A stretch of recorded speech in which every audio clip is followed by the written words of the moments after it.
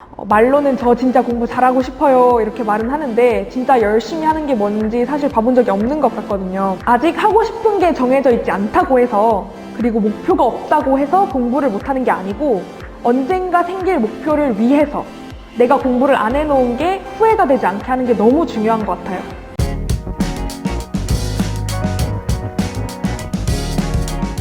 네, 안녕하세요. 2016년도 수능 만점자 서울대학교 지리학과 고나영입니다.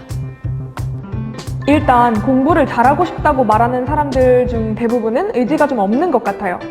말로는 저 진짜 공부 잘하고 싶어요 이렇게 말은 하는데 진짜 열심히 하는 게 뭔지 사실 봐본 적이 없는 것 같거든요.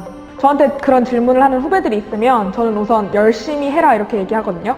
그러니까 머리가 뛰어나게 좋아서 조금만 해도 잘할 수 있으면 모르겠는데 그게 아닌데 말로만 잘하고 싶어요 하는 건 사실 너무 괘씸하잖아요. 그래서 적어도 좀 열심히 하면서 그런 말을 해주면 좋겠어요. 잘하기 위해 필요한 게 이만큼인데, 예를 들어서 네, 이만큼만 해놓고 나 이렇게 했는데 왜 안 돼? 라고 말하는 거 보면 진짜 열심히 하는 사람들을 주변에서 잘 보지 못했던 게 아닐까 하는 생각을 하거든요. 그 정도 하고 공부를 잘하기를 바란다는 것 자체가 사실 좀 잘못된 거죠.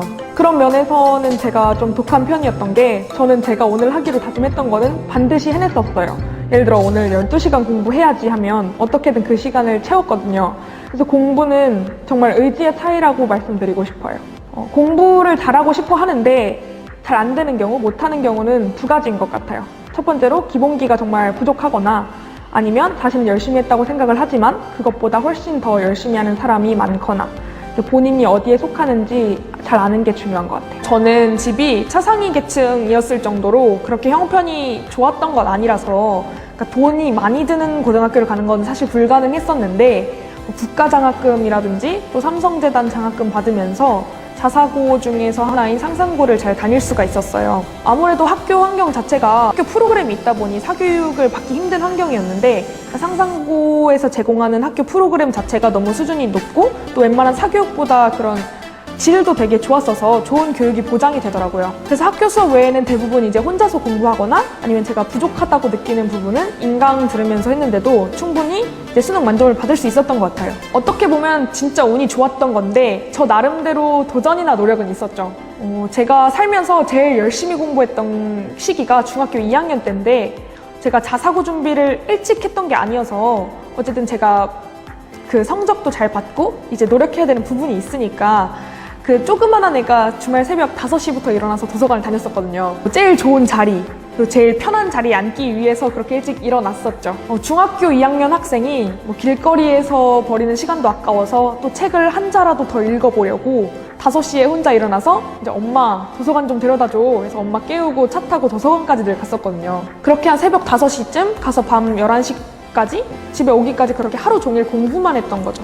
제가 어려운 환경에서 좋은 대학에 왔다고 해서 집안 환경이 어려운 사람 누구나 공부를 잘할 수 있다 이런 말은 사실 쉽게 하지는 못할 것 같아요. 경제적 상황이 안 좋으면 확실히 다른 친구들에 비해서 불리한 건 사실이거든요. 다만 마음을 먹으면 동기부여는 더 될 수도 있다는 거죠. 한계는 있지만 극복은 가능한 거니까요.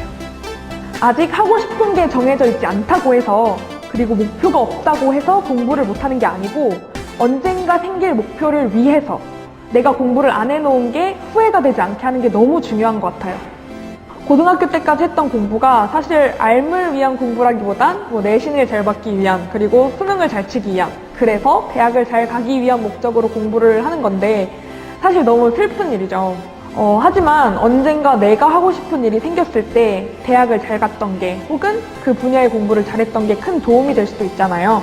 그래서 목표가 없다고 해서 아무것도 하지 않았는데 어느 날 갑자기 목표가 생겼을 때 준비가 되어 있지 않아서 할 수가 없으면 그 순간에 하는 후회는 너무 슬픈 후회잖아요.